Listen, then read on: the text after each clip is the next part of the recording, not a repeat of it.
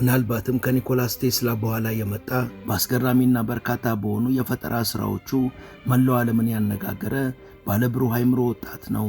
ኤላን መስክ በኤሌክትሪክ መኪናው በርካታ ረብጣ ሚሊዮን ዶላሮችን ዝቋል። ዝናውን በመላው ዓለም ናኝቷል።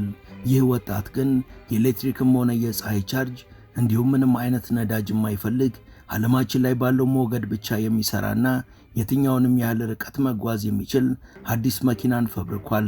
የሱ መኪና እንኳን ቻርጅ ልትፈልግ ቀርቶ ለምጣድና ለመብራት አገልግሎት የሚውል ኃይልን ማጋራት የምትችል ናት።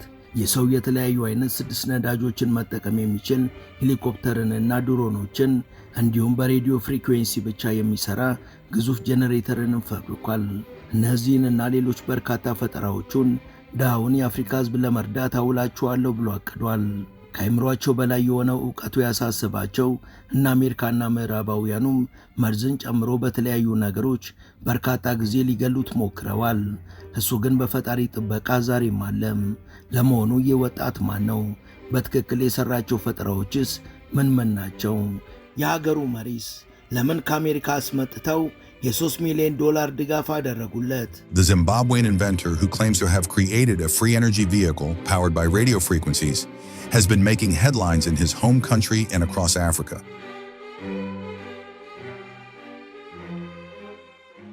ሰላም በመላው ዓለም የምትገኙ ውድ የመሿለኪያ ቤተሰቦች፣ በዛሬው መሰናዷችን ዓለምን እያነጋገረ ስላለው ባለምጡቅ አእምሮ ወጣት እናወጋችኋለን።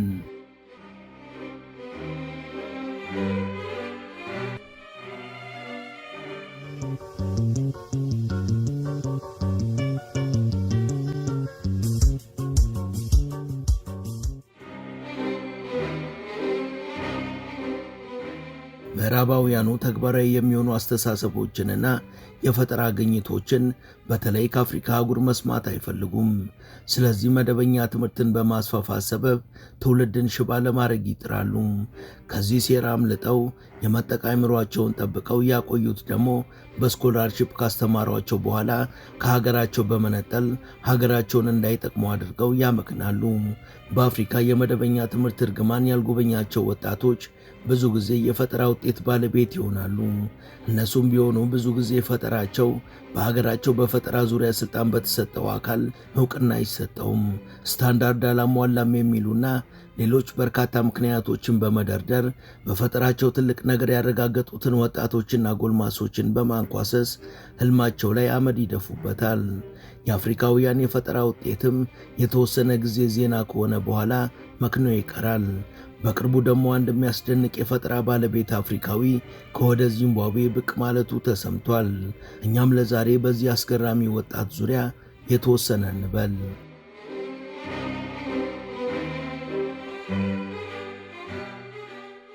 ማክስዌል ቺኪምቡdzo ይባላል።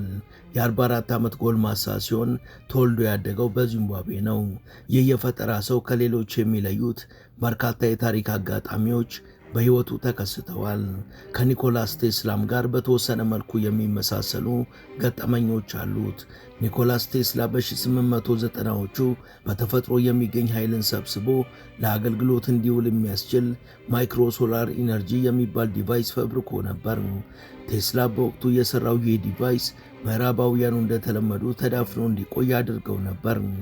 ማክስዌል ደግሞ ከመቶ ምናምን ዓመት በኋላ የድምፅ ኃይልን ሰብስቦ ለአገልግሎት እንዲውል ማድረግ የሚችል ማይክሮሶኒክ የተባለ ዲቫይስ በመፍጠር በተግባር ጥቅም ላይ ሲውል አሳይቷል።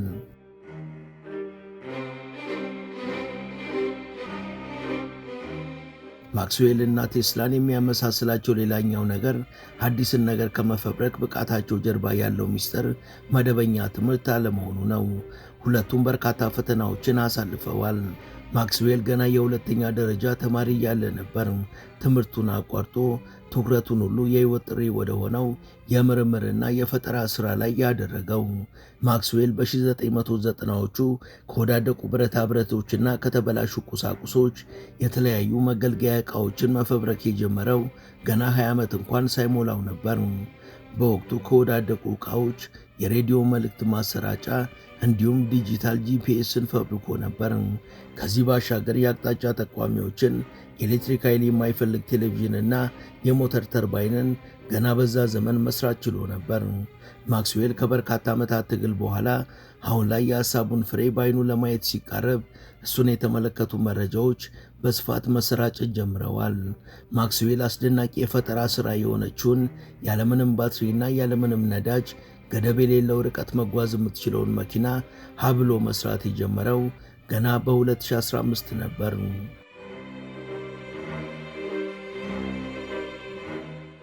በእነዚህ 10 ዓመታት ውስጥ የነበረው የማክስዌል ጉዞ ግን እጅግ ፈታኝ፣ መንገዱም አሜኬላ የሞላበት ነበር።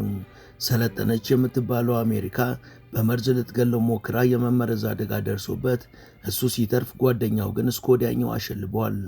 ዘውትር በርካታ የግድያ ዛቻዎችና ማስፈራሪያዎች እንዲሁም የተለያዩ የግድያ ሙከራዎችን ያለፈ ብርቱ ሰው ነው። ስለገጠመው አደጋ በአንደበቱ ሲናገርም በመገረምና በሐዘን ውስጥ ሆኖ ነው። In January 2017, I survived by the grace of God. በ2016 ከጓደኛዬ ጋር በአሜሪካ ሀገር የተለያዩ የስታንዳርድና የአይኤስኦ እንዲሁም የኤፍሲሲ የእውቅና ሰርቲፊኬቶችን ለማግኘት ጥረት በምናደርግበት ወቅት ነበር የመመረዝ አደጋ የገጠመን። ጓደኛዬና ባልደረቤ ድሬድ ይባላል። በወቅቱ ድሬድ ከመርዙ ለመትረፍ ስላልቻለ በጥር 2017 ሕይወቱ አልፋለች። እኔ በፈጣሪ ፍቃድ ተርፌ ለዚህ በቅቻለሁ። ጓደኛዬም ከሞተም በኋላ ቢሆን እዛው አሜሪካ ነበር የቆየሁት። እዛ ነገሮች ቀላል ያልነበሩ ቢሆንም ይሄ ነው የሚባል ድጋፍ የማገኝበት አማራጭ ስላልነበረኝ ፕሬዝዳንታችን ስለኔ ሰምቶ እስኪደውልልኝ ድረስ እዛው ለመቆየት ተገደዱ። ከዛ ፕሬዝዳንቱ ስለኔ ሲሰማ ወደ ሀገሬ ዚምባብዌ እንድመጣና ዕውቀትና ችሎታዬን ለሀገሬ እንዳበረክት መከረኝ። በሱ በኩልም አስፈላጊውን ሁሉ ድጋፍ እንደሚያደርግልኝ ሲነግረኝ ልበ ሙሉ ሆኜ ወደ ሀገሬ ተመልሻለሁ። ያለምንም ቻርጅ እና ባትሪ ሙሉ በሙሉ ራሷ በሰበሰበችው ኃይል ብቻ ነው የትኛውንም ያህል ርቀት የምትንቀሳቀሰውን መኪና ለመስራት ችያለሁ። የዚች መኪና ማምረቻ ፋብሪካም በቅርቡ በይፋ ይከፈታል።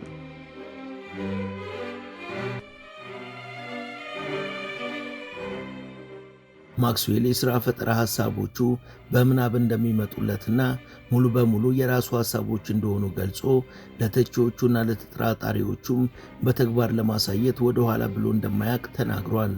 ነገር ግን በተለይ ከገዛ የሀገሩ ልጆች ሳይቀር በሐሰት ስም የማጥፋትና የመሳለቅ ፈተናዎች በተደጋጋሚ ይደርስበት እንደነበር በቁጭት ይናገራል። ማክስዌል ማይክሮሶኒክ ኢነርጂ ጄኔሬተር እንዲሁም ቴሌና ሌሎች የመገናኛ ዘዴዎች የሚጠቀሙትን ሞገድ በመሰብሰብ ወደ ኤሌክትሪክና ወደ መካኒካል ኢነርጂ ቀይሮ በመጠቀም የሚንቀሳቀስ መኪናን ፈብርኳል። የዚህ መኪና ሞተሮች እንኳን ቻርጅ ሊፈልጉ ቀርተው ከራሳቸው አልፈው ሌሎች ቁሶችን ቻርጅ ማድረግ የሚችሉ ናቸው። ሞተሮቹ እንዲህ መሆናቸው ደግሞ መኪናዋን በአይነቷ በዓለም ደረጃ የመጀመሪያ ያደርጋታል። ወደ ገበያ ስትቀርብም ከየትኛውም መኪና በላይ ቀዳሚ ተመራጭ መሆኗ አይቀሬ ነው ተብሏል።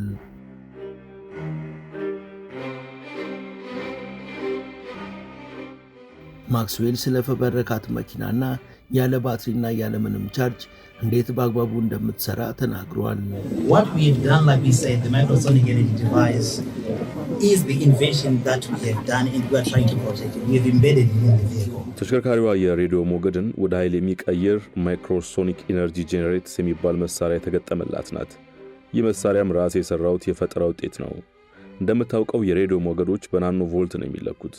በግኝታችን መሰረት ይህን ሞገድ በመግራት ከፍተኛ መጠን ያለው ኃይል እንዲመረትና ተሽከርካሪን ማንቀሳቀስ እንዲችል ማድረግ ችለናል። እኛ እያልኩ የማወራው የኔ ድርሻ የፈጠራው 70% በመሆኑ ነው። ይህች የፈበረኳት መኪና እንደሚንቀሳቀስ ጄኔሬተር ልትቆጠር ትችላለች። ከምታጠራቅመው 15 ኪሎዋት የኤሌክትሪክ ኃይልም ከመኪናው አልፎ ለቤት መብራትና ለምድጃ መጠቀም ትችላለህ። ይህን ከግምት በማስገባት ነው ኃይል ለማስተላለፍ የሚሆን የልኬት ቦታም የተገጠመለት።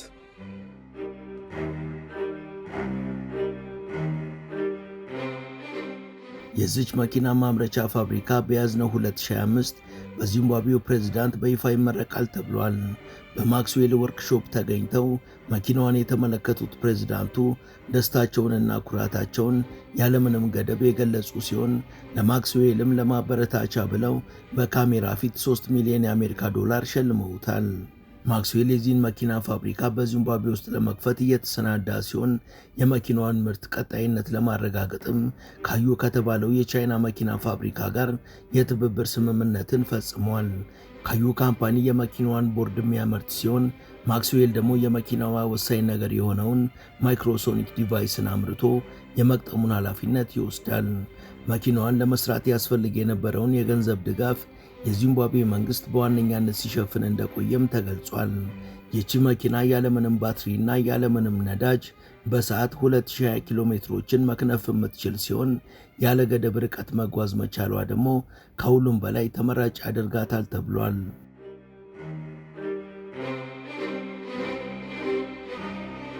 ውድ ተመልካቾቻችን ተረካችንን እዚህ ድረስ ከተከታተላችሁት ዝግጅታችንን እንደወደዳችሁት እርግጠኞች ነን። ከእናንተ የሚጠበቀው ቻናሉ የበለጠ እንዲያድግ አንድ ጊዜ ሰብስክራይብ ማድረግ ብቻ ነው። እናም ሰብስክራይብ እንድታደርጉ አስታውሰን ተረካችንን እንቀጥል።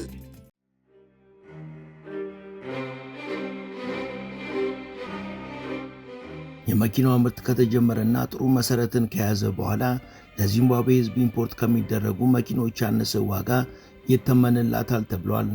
ከአነስተኛ ዋጋው በተጨማሪ ከፍተኛ ጥራት ያለው መሆኑ ደግሞ ዚምባብዌ ታወጣ የነበረውን ከፍተኛ የነዳጅ ወጪ ያስቀርላታል ተብሏል። በነገራችን ላይ ማክስዌልችን መኪና ከመፈብረኩ በፊት ከወጣትነቱ ጀምሮ አስገራሚ የሆኑ በርካታ የፈጠራ ስራዎችን ሰርቷል። ከነዚህ መሃል አንዱ የኃይል ማመንጫ ጄኔሬተር ነው። ማክስዌል በ1997 የጀመረውን የመጀመሪያውን ፕሮታይፕ ጄኔሬተር በማሻሻል በሬዲዮዎች ፍሪኩዌንሲ ብቻ የሚሰራና 100% ንጹህ ኃይልን የሚያመነጭ ጄኔሬተርን ሰርቷል።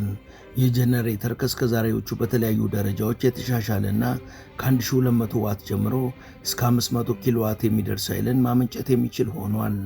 ይህ ቴክኖሎጂ በተለይ በኤሌክትሪክ እጥረት ለሚሰቃዩ አካባቢዎች ዘላቂ መፍትሄ ሆኗል።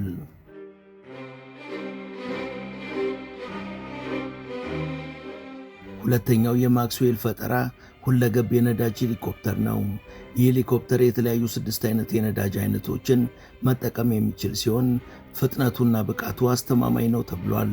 ይህ ፈጠራ በአቪዬሽን መስክ ተለዋዋጭነትን ለመፍጠር ያለመ ሲሆን በተለይ የነዳጅ እጥረት ባለባቸው አካባቢዎች በእጅጉ ጠቃሚ ሊሆን ይችላል ተብሏል።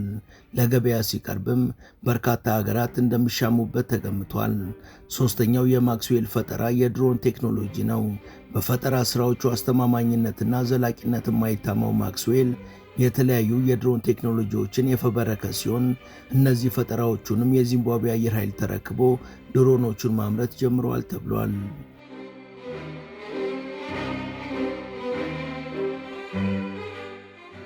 አዲስ ነገር ከመፈብረክ የማይቦዝነው ማክስዌል በማግኔት የሚሰራ ኮንቨርተርን የፈጠረ ሲሆን በኮቪድ ወረርሽኝ ወቅት ደግሞ አውቶማቲክ ጸረ ተባይ መሳሪያን ፈጥሮ አገልግሎት ላይ ያውሏል። እነዚህ ሁሉ የማክስዌል ስራዎች የሱን የፈጠራ ችሎታ እንዲሁም ችግሮችን የመፍታት ፍላጎቱን ፍንትው አድርገው የሚያሳዩ ናቸው። ማክስዌል ከእነዚህ ባሻገር ዲጂታል ናቪጌሽን ፋሲሊቴተር የተባለ መሳሪያን ፈብርኳል። በ2001 የፈጠረው ይህ መሳሪያ የአውሮፕላን መነሳትና መውረድን ለመርዳት የሚያገለግል ነው። ይህ ቴክኖሎጂ በዚምባብዌ አየር ኃይል ተፈትኖ አስተማማኝነቱ ተረጋግጦ ተቀባይነትን አግኝቷል። ምንም እንኳን በገንዘብ ድጋፍ እጥረት ምክንያት ሙሉ ለሙሉ በብዛት ባይመረትም ከፍተኛ አድናቆትን ግን አስገኝቶለታል። ማክስዌል እነዚህን ቀጣይ ስራዎቹን በተመለከተ ዘውትር በውስጡ ያብላላቸውና እንደ ቅድ የያዛቸው በርካታ ህልሞች አሉት።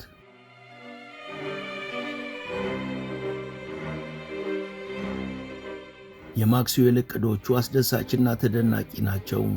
ማክስዌል በቀጣይ እቅዱ ከያዛቸው መሃል አንዱ የምርት ተቋምን መመስረት ነው። ማክስዌል ይህን እቅዱን ለማሳካትም በሀገሩ ዚምባብዌ ውስጥ የተሽከርካሪ ማምረቻ ፋብሪካ ለመገንባት እየተሰናዳ ነው። ይህ ፕሮጀክት በተለይ አዲስ መኪናውን ለማምረት ያለመ ሲሆን ለአካባቢው ወጣቶችና ጎልማሶችም የሥራ ዕድሎችን በመፍጠር የዚምባብዌን ኢኮኖሚ ለማሳደግ አስቧል።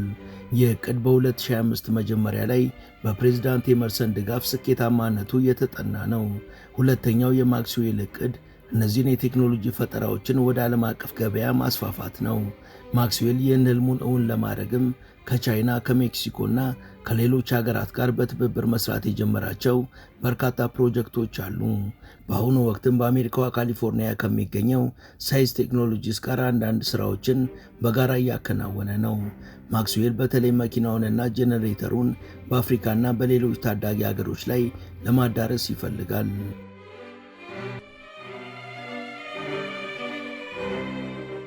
የማክስዌል ሌላኛው ዕቅድ በሀገሩና በአፍሪካ ላሉ የደህዩ አካባቢዎች ነፃ የቴክኖሎጂ ድጋፍ ማድረግ ነው። ማክስዌል ጄኔሬተሩን ለአፍሪካ ታዳጊ ሀገሮች በነፃ ለመስጠትም ቃል ገብቷል።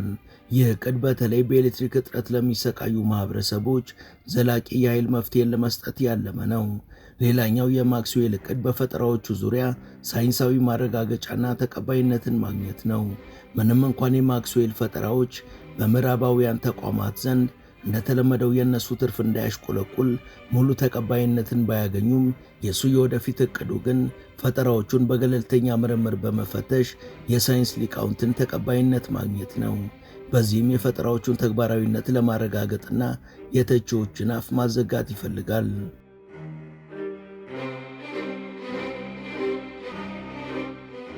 በነገራችን ላይ ማክስዌል የአፍሪካ ወጣቶችን ማነሳሳትና የተሻለ ነገር መስራት እንዲችሉ እንዲሁም በራሳቸው ማመን እንዲጀምሩ ለማድረግ ጥረት እንደሚያደርግም ተናግሯል። የሱ ፈጠራዎች የአፍሪካ ወጣቶች በቴክኖሎጂና በፈጠራ መስክ እንዲሳተፉ ተነሳሽነትን እንዲፈጥርላቸውም ይፈልጋል። እሱ በዚምባብዌና በሌሎች የአፍሪካ ሀገሮች የቴክኖሎጂ ማዕከላት መፍጠር እንደሚፈልግም ገልጿል። ይህም ወጣቶች እንደሱ መደበኛ ትምህርት ባይኖራቸው እንኳን ተሰጧቸውን መጠቀም እንዲችሉ ያደርጋል። ማክስዌል በእነዚህና ወደፊት በሚሰራቸው የፈጠራ ስራዎቹ የዚምባብዌንና የአፍሪካን የቴክኖሎጂ ገጽታ ለመለወጥ ዘላቂ የኃይል መፍትሄዎችን ለማሰራጨትና የሚቀጥለውን ትውልድ ለማነሳሳት እንደሚተጋም ገልጿል። ምንም እንኳን በተለያዩ ደባዎች ምክንያት የሥራዎቹ ሳይንሳዊ ተግባራዊነት አሁንም ተጨማሪ ምርመራ ያስፈልጋቸዋል የተባለ ቢሆንም የእሱ ጽናትና ተልዕኮ ግን በአፍሪካ ውስጥ የፈጠራ መንፈስ እንዲንሰራራ የሚያደርግ ነው ተብሏል። በተለይ በ2025 የሚጀምረው የመኪና ምርቱ ህልሙን ወደ ተግባር ለመቀየር ትልቅ እርምጃ ይሆንለታል ተብሏል።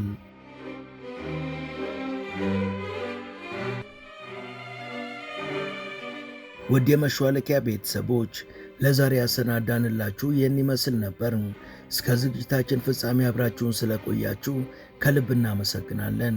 ቢሰሩ የምትሏቸውን ርዕሰ ጉዳዮች ብትጠቁሙን ደስ ብሎን እንቀበላለን። ሰብስክራይብ እና ላይክ ማድረግ አትርሱ እያልን ለዛሬ በዚሁ እንሰናበታለን። መልካም ጊዜ።